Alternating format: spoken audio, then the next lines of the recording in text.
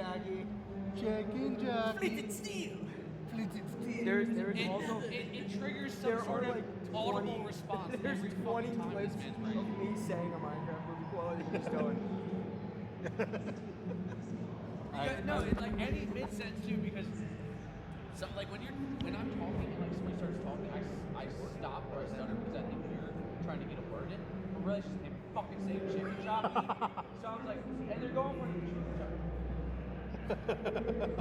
Yeah, and then it's like my shit's blown. So you it's like, have fuck. to just call Hey, it. yo. Pause. Wait, you're blowing shit? Pause. Can I do it? Okay, that's an erotic conversation we've got down here at Frag Vegas. Welcome, everybody. We are here laying it down with Big D, and I'm joined by an entire panel of Counter-Strikers here. Do you guys care to introduce yourselves for everybody here? Hello, my name is King. Buckethead. All in gaming. There it goes. You hate to see it. Let's try this again here. Go. Because this cord is, we're still recording. This is all good footage. This goes in the bloopers. This is a hot, this, yeah. No, this goes in the main This video. goes in the main video. That's our backup. Exactly. Here we go. Okay. And we were getting so excited about this final introduction that the camera literally threw itself at this guy. Please. I'm Salvatore. Okay, and now, what do you guys want to talk about? Chicken jockey? Chicken jockey. Yeah, it seems like chicken jockey. So there's some contentious feelings about chicken jockey. First off, King, do you care to explain what chicken jockey is for those of us that might be not quite hip with the times? I think my friend Donnie here can explain it better. So basically, in Minecraft, there's about a 1 in 80% chance that a baby zombie will spawn on top of a chicken, therefore denoting the name Chicken Jockey. Then, in 2025, when the great blockbuster hit, the Minecraft movie, starring Jack Black, came to screens, there was a notorious clip where a chicken jockey fell from a big box where the pillagers were fighting, and Jason Momoa was there too for some reason, and then Jack Black's like, Chicken Jockey. Chicken jockey. Oh, okay, that's it. Yeah. All right, well. So, okay, here's a question. Is Jason, I thought Jack Black was playing Steve? Jason Momoa played some dude like in his 40s that used to be an arcade champion, but then like lost everything. The wife left him, the kids left him. He doesn't have a job. He has a pink Cadillac that breaks down. You know. Did you actually watch the movie? Yeah, I fucking Oh my it was so God. sick as hell. Okay, I need to hear an opinion because this has been getting somebody worked up on this panel. Anthony, you big Minecraft movie fan? How do we feel about it? I'm just gonna hand the microphone to you. I'm gonna be honest. I've played a shit ton of Minecraft, more than probably these guys actually. I've played it since because I'm fucking old. So like I like Minecraft. Like I think everybody in CS at one point, in the off season, there's like a 2-week span where everybody just plays Minecraft for no real reason. It's just like something we do. But just fuck the movie because I'm just kind of tired of hearing Chicken Jockey all the time. What about Flint and Steel? Or Flint and Steel. It doesn't matter. Or Nether. Like I'm cool with the game. It's just Water bucket. the Release. the obvious audible response to the younger generation. I'm feeling more and more like a boomer because of it. Because I just want to just tell them to shut the fuck up and get off my lawn all the time, kind of thing. It's because you So, are. yeah, let's hear from Sal here. Sal, have you seen the Minecraft movie? I actually haven't seen it. Normally on Laying It Down with Big D, we're talking Counter-Strike, but today it's the Minecraft movie review. I haven't seen it, but I feel like I've seen everything I need to see. Just because you've been listening to I have my own version of what the movie is, just via Bucket, and I think that is beautiful. That might be better than the actual movie. It is. So essentially what it boils down to is this man only has the highlight reel of the movie and not the other probably hour and 20 minutes of it. Just the obviously quotable parts. So he's living on cloud 9 where I'm realistic with the expectations and you guys are just like, yeah, but Chicken Jockey. Okay, listen. Give it. All right, so let's be real for a second. You know, I don't think the whole crowd situation in the Minecraft movie thing is cool. Like, don't bring chickens and punch your friends and like throw shit at people. But when I went to the movie, it was just kids screaming, which is like fine. You know, like it's just people are excited to be there. Were you one of them? No, I don't believe Now he is. I did scream chicken jockey. But no, like I was smiling from ear to ear that entire movie just because it was like, you know, it's fucking Steve. It's Jack Black being Steve. He's placing blocks and shit. He's in Minecraft. Just watch The Pick of Destiny. It's the better Jack Black movie anyway. No. So, Pick of Destiny. That's the one where Dave Grohl is Satan, right? Yes. Yeah. Tenacious D and the Pick of Destiny. There you go, King. I prefer School of Rock. School Rock's a great movie. classic. I mean, like That's fine. Like literally any other Jack Black movie that I can think of off the top of my head is Jumanji. Jumanji was pretty good. Jack Black in Jumanji was good. Maybe, but like I'm old because original Jumanji was way better. Okay, yeah, that's fair. Yeah, the original Jumanji was so cool. Yeah. All right, here. All right, so you guys like Minecraft. Well, let's go ahead and get dark with it. Have you seen Warfare yet? No. What's Warfare? A24 Warfare is the one that is made by the Marines that have experienced combat in the Iraq War, and the movie is just one scene of combat in a combat zone in Iraq, made by these guys, and the only thing they did to make it was go off of like this platoon's memory of the experience. So it is like a lifelike, objective look at what modern warfare looks like. I can't remember their names. You'd recognize if, yeah, the guy from Meet the Millers, whatever his name is. Oh. Yeah, Will Poulter. Will Poulter's in it. Michael Gandolfini is in it. There's. He's got such enchanting eyes. Please, King, for the people at home, tell us how you feel about Will Poulter. Oh, he's hot. Oh, he's a hot dude. Okay, if any guy doesn't say another dude is hot, then I'm sorry, you're just wrong. Yeah, no, like you gotta. I call dudes hot all the time. Yeah. And I mean it. Like if I see a dude that's hot. Donnie actively tries to kiss me consistently. Okay, moving on to Sal here.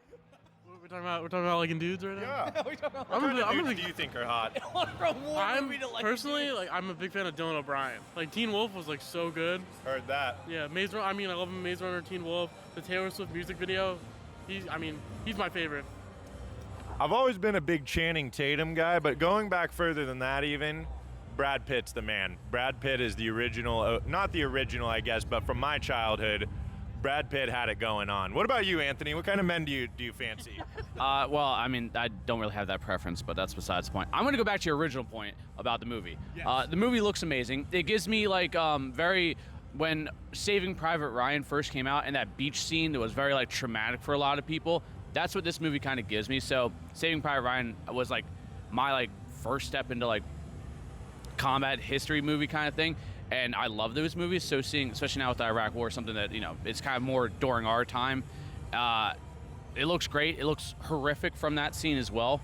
And I think A24 does good things 90% of the time, and this is most likely one of them too. I will tell you, the movie is really good. I think that something that it does really well is it is an objective look at what combat is. It is not, yeah, America's the best. Like, look at us beating the bad guys. And on the flip side, it also doesn't go, oh my God, combat is the worst thing that's ever happened to humanity. And look, it just kills everything and it's the worst. We got to be sad all the time. It is an objective look at what these guys go through in that moment, in that time. And it's horrifying, but it's like, holy shit, that's like really, it's the type of thing that I really wish they would actually show in a recruiter's office for people that are going to be in combat roles in the military. You know, my friend who was in the military for a long time, and he was in the he was deployed around that time too. He always specifically said, like, you know, originally you go in for, you know, country and the love of everyone around you kind of thing. He was like, at the end of the day, it just kind of turns into like survival and keeping your friend that's right next to you alive. And I think that's probably what this movie's depicting. Yeah, and 100%. I recommend all of you guys go see it. And I also recommend, I don't know if you guys have these at your theaters, like the like you can pay a little extra for like seat kickers where the like seat shakes with the sound or whatever in some theaters. The like D-Box or whatever they're called in my town. It is the only movie I've ever seen where paying for those seats was actually really worth. Oh yeah, it's already out. It's been out for a few weeks. Yeah, I saw it a few weeks ago. I saw it on opening day, and oh my god, it was.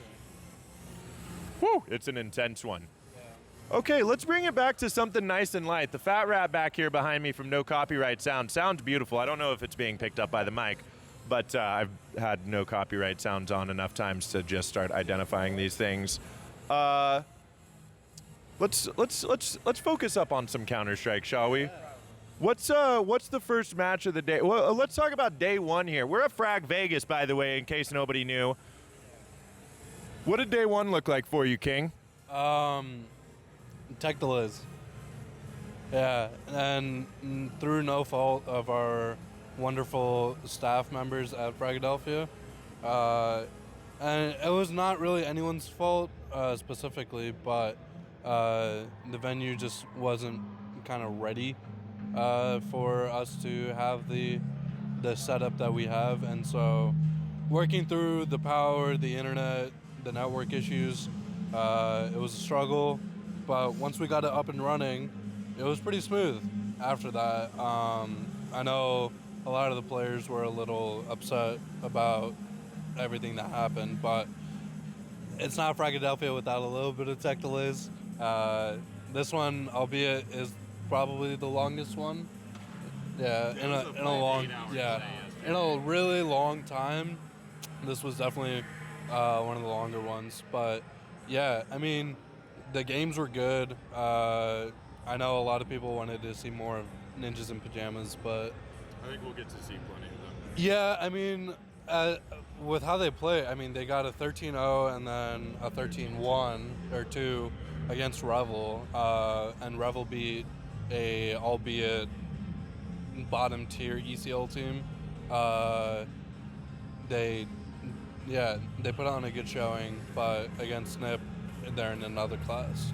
So yeah, I agree. And real fast, what is it that you're doing in production? Because I'm going to jump over to Sal here to find out how he felt about yesterday as well. Yeah, so I'm the button pusher. So I talk in these guys' ear all the time, repeatedly saying, not repeatedly, but every once in a while I'll say the chicken jockey line.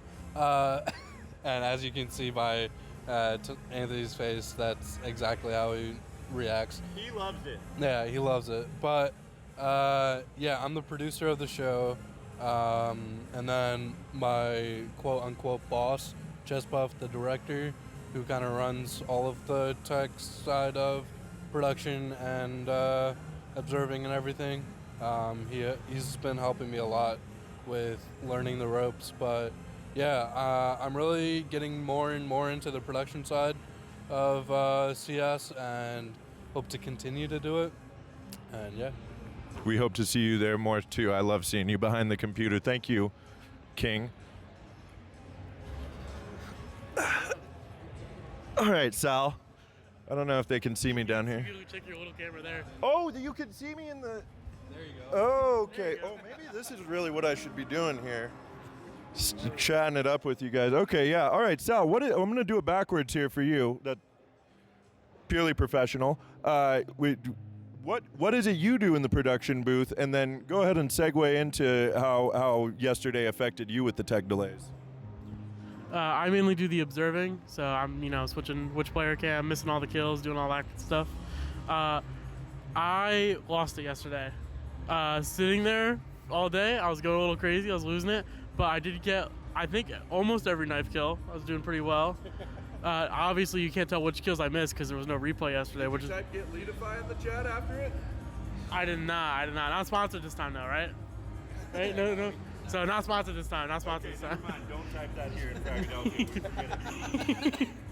No, I think it went well yesterday. I think, honestly, the games were pretty entertaining. I think Wrinkle was insane yesterday for NIP.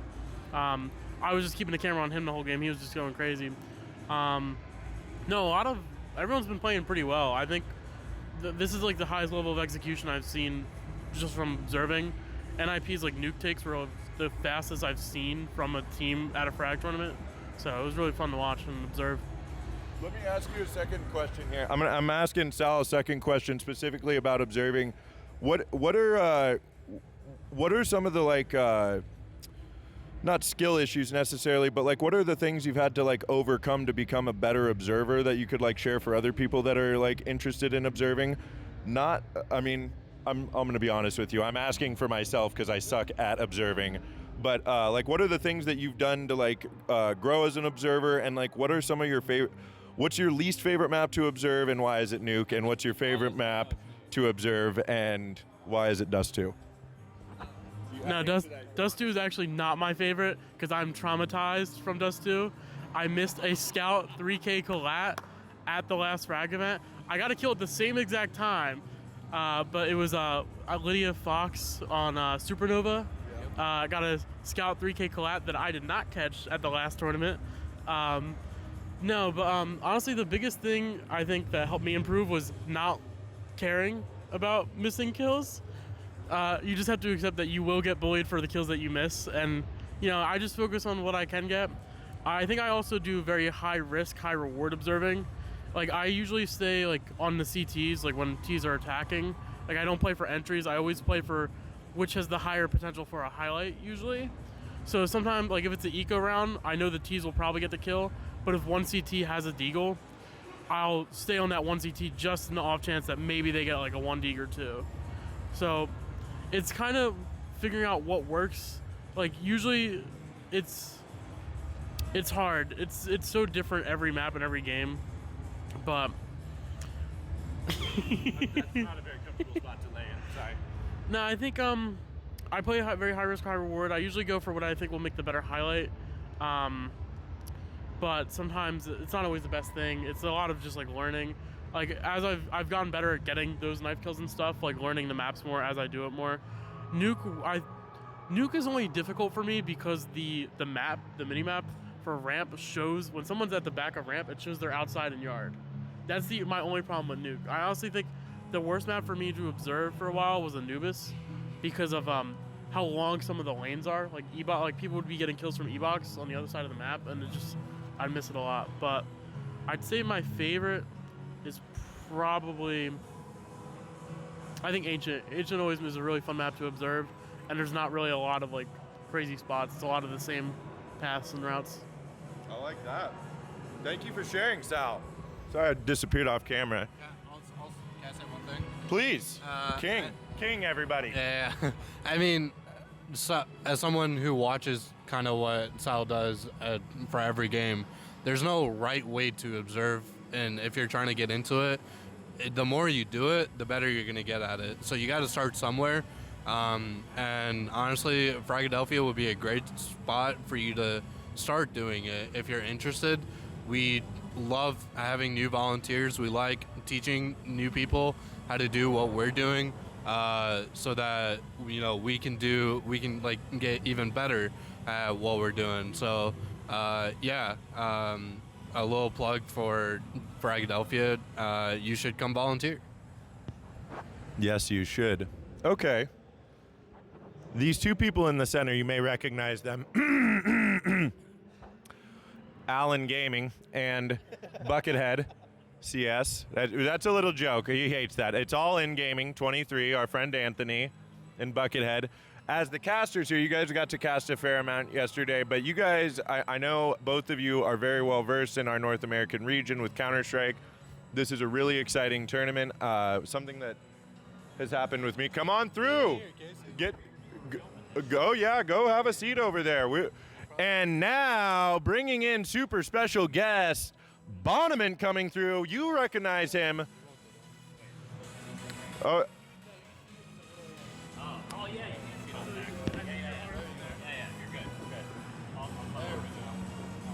bada bing. Okay, now we're all posted up and cozy.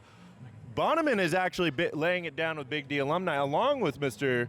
Higgins as well. Okay, my question for you guys, though, as casters, and you can get in on this question too, is over like the last year I've been following like Fragadelphia events. A lot of the events that you watch or like look at the team roster list, you can pick out the couple of grand finalists pretty easily. That is not the case with this tournament whatsoever. Who are kind of your guys' top teams that you're watching this tournament? I mean, I think you have to say NIP, mostly because they're coming into this tournament with the expectation of winning it, and anything less than winning it would be like a catastrophic failure in their eyes. So you have to put them up there just for like the confidence level off that. Blue Jays, NRG, I feel like those are the two North American teams that have the best shot of making a deep playoff run. I also genuinely, I think Fisher College is like super underrated. I definitely think Fisher. I think Fisher can definitely punch above their weight. And if they were to draw, a certain layout in the playoffs, definitely make the grand finals. It's just they just have to make sure that they don't succumb to any sort of pressure of like playing against big name people. And Sharks, I forgot Sharks is even here. I still think my favorite for the tournament though is going to be either NIP or NRG. It's obvious, but Thank you. But now the right side's darker. You got shadows on you. Okay. we'll turn it on later. The power of video editing. We are back. are we? My bad. We're live. I guess going back to the question of who I think has the best chance at this point, I'm gonna have to kind of agree with what Donnie said. You're gonna have to go to like NIP, NRG, and maybe in some weird fashion, you have maybe like an upset. Maybe NRG are playing well out under their performance level. You might have the dark horse of like Shark and maybe Fisher, maybe. But I mean, at the end of the day, I think that's kind of the four teams that you would most likely have. Because there is Blue Jays. Blue Jays can easily contest, and I think should outclass Fisher. But this is NA, so who the hell really knows half the time? I mean, Blue Jays just have the sub. They have a sub. Well, no, they switched. swapped out Wolfie. Oh yeah, I forgot. Wolfie did. So depending how versed, I guess they are, I'd put them on the same level, maybe a step above Fisher, but not by too far, I would say. And there's also another, like, not sure if it's EU or no, it's like their EU or maybe Brazilian team too. No, someone else. Game Hunters, yes. I'm not really versed in them. The name sounds very familiar, and I know I've seen them. Brazilian teams are very, like, unknowledgeable for me, at least for the most part, because I've been in and out of the Brazilian scene. But I mean, Brazilian teams are usually pretty passionate about what they do, so they definitely divulge the time necessary to be better. So who knows? Maybe they can, take over on one of the spots. But it's realistic. Grand finals on paper should be NIP, NRG. Okay. Let's hear from Bonamant down there. You gave us a little. Wait, did we get it here, Sal? No, this is for a casting question. I don't care. Who's your pick to click? Who's taking it? I want to see NIP versus Supernova finals. So you can make up. Are you high? I want redemption. They lost yesterday, didn't they? Yeah, they did. Yeah. It doesn't mean they're out though, huh? That would be.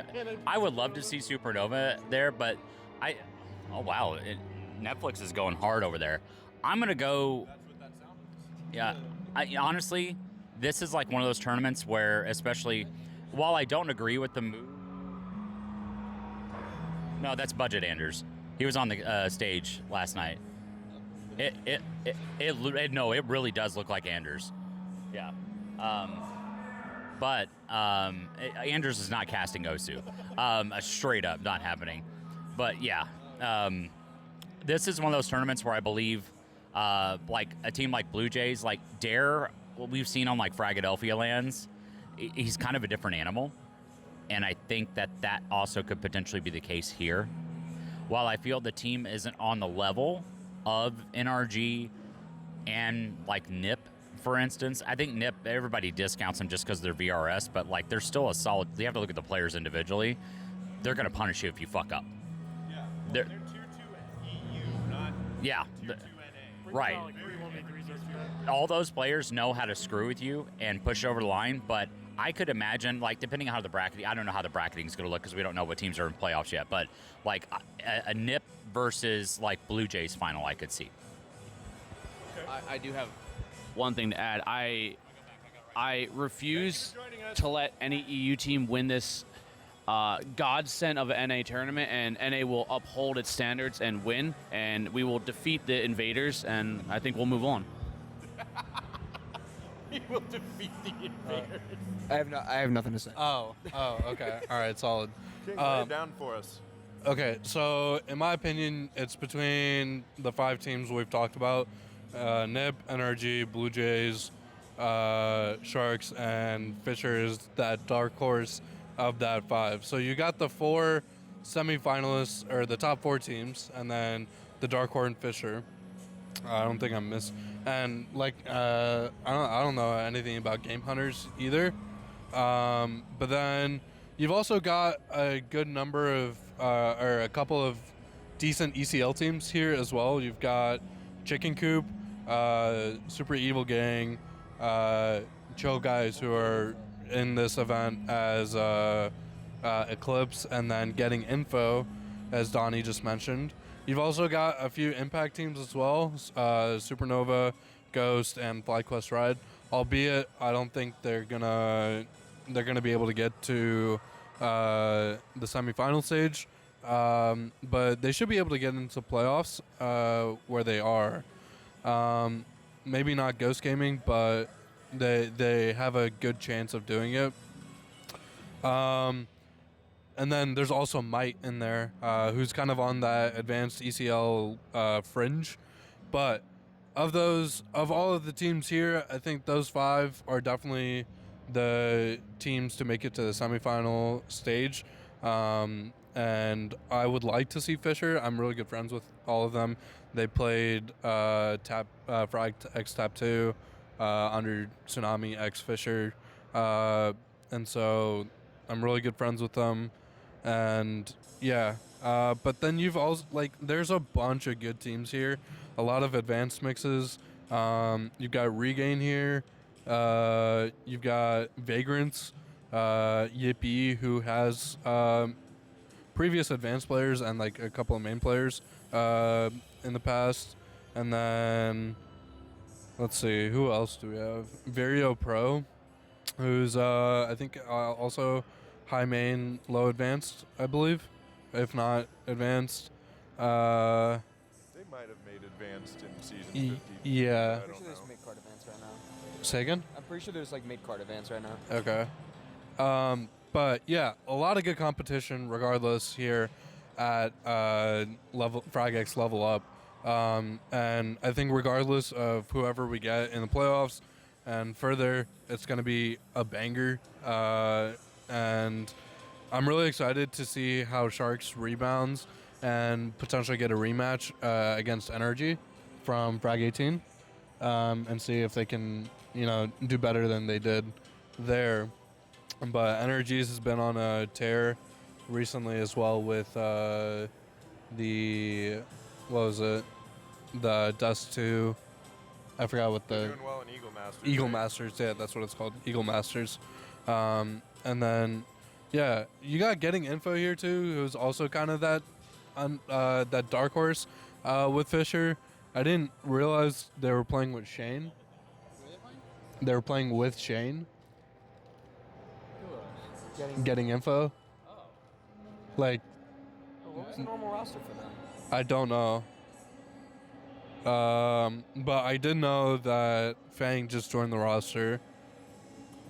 I'm trying to figure out who that 5th was, and so it's Shane, Fang, Carson, Marky, and Dia.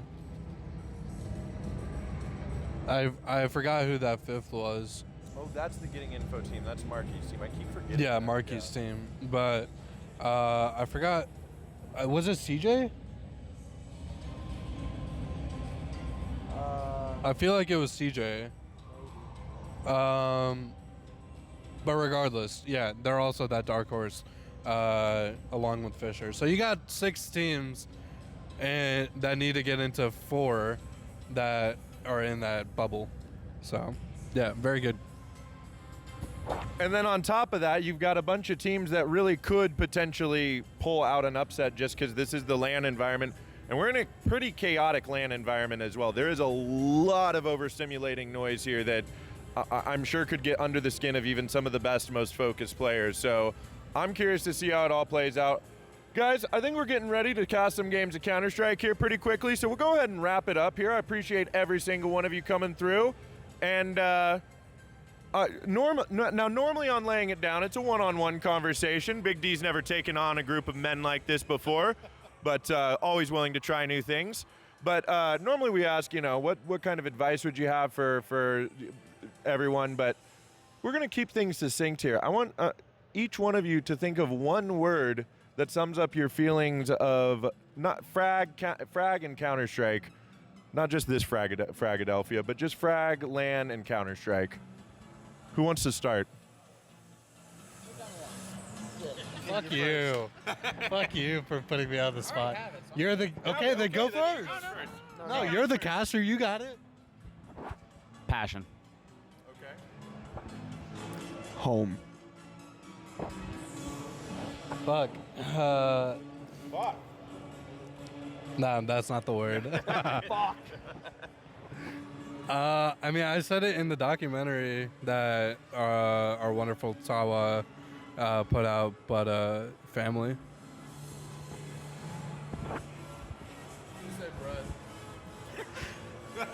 Frag comes in so many different forms. Frag comes in so many different forms, I think a perfect word to describe it would be bread. Toast. I had a whole speech plan. I lost everything. Okay, so we have passion, home, family, and bread. I think that sums it up. All right, guys, thanks for joining me. No, this is about you guys. I know, but Well, I didn't think of one. Now you're putting me on the spot. I'm here to put you guys on the spot. I'll put you in I think just because you guys were whatever he said is fine. But whatever you guys said I'm in full agreement with. So to add to that, I would say dedication. Yeah, that's good. All right, guys. Real quick, for anyone who doesn't get the bread thing, watch the day one. Watch the last 30 minutes of the day one VOD. Okay, go check it out. All right, guys. Thanks for joining.